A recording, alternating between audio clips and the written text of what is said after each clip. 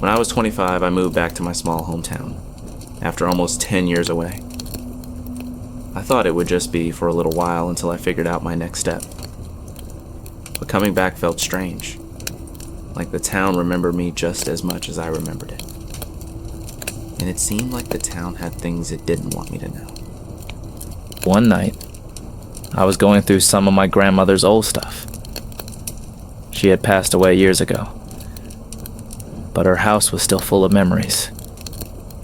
That's when I found this dusty old journal hidden behind a pile of photo albums. It was her handwriting for sure. At first, it was just regular stuff. Recipes, notes about her garden, stories about my dad when he was little. But then, I read something that made my stomach drop. March 3rd, 1978. They took him last night. The whole town pretends not to know, but we all do. We're all part of this. I'm part of this. He was just a boy. I froze. Took who? Part of what? I kept reading, but it only got stranger. She wrote about something called the Council and a mysterious pact. There were names and events I'd never heard of. None of it made sense. I had to find out more. So I started asking people around town. But whenever I brought up the Council or 1978, people acted weird. My old friend Sam, who always had a story to tell, just laughed nervously and said, "You don't want to dig into that." That only made me more curious. I decided to check the library's archives. The year 1978 had almost nothing in it. There were articles about boring stuff like town fairs or missing pets, but nothing big. And here's the weirdest part. Every newspaper from March of that year was gone. Someone had ripped them out. I was stuck until I remembered the old well at the edge of the woods. As kids, we'd dare each other to go near it. People said they'd heard whispers coming from it, but we always thought it was just the wind. My grandmother's journal mentioned it once. The well knows. It always knows. That night, I grabbed a flashlight and went to the well.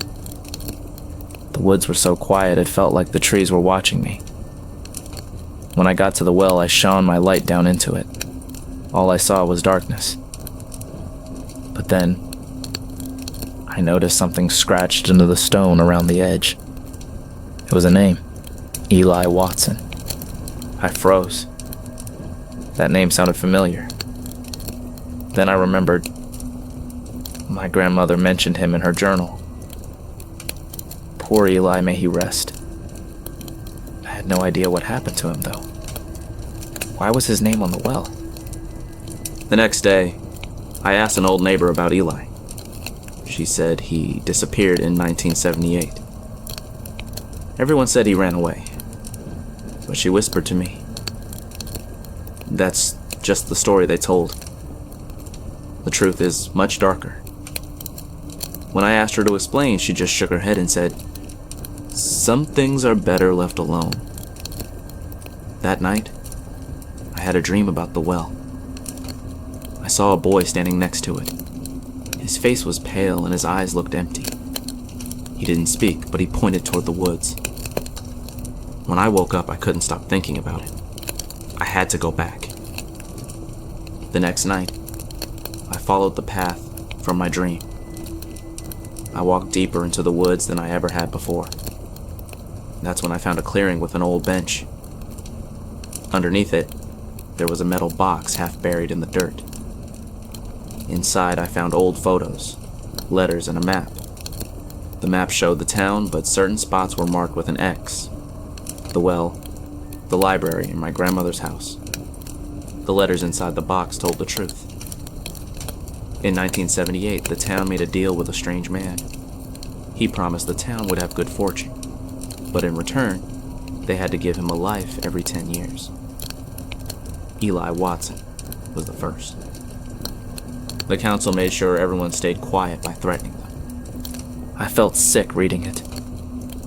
My grandmother knew about this. She even wrote about it in her journal. Why didn't she do anything to stop it? When I left the woods with the box, something felt off. People in town started acting strange. They wouldn't talk to me or even look at me. Sam avoided me completely. Then one night, I found a note under my door. It said, "Leave now." You're asking too many questions. I've tried to leave the town, but every time something stops me. My car won't start, the bus doesn't show up, and the roads are blocked for no reason. It's like the town won't let me leave. Now, as I'm writing this, I can hear whispers outside my window. They've been getting louder every night. I don't know how much time I have left. If you're reading this, just know one thing. The town hides its secrets well. And now, I'm one of them.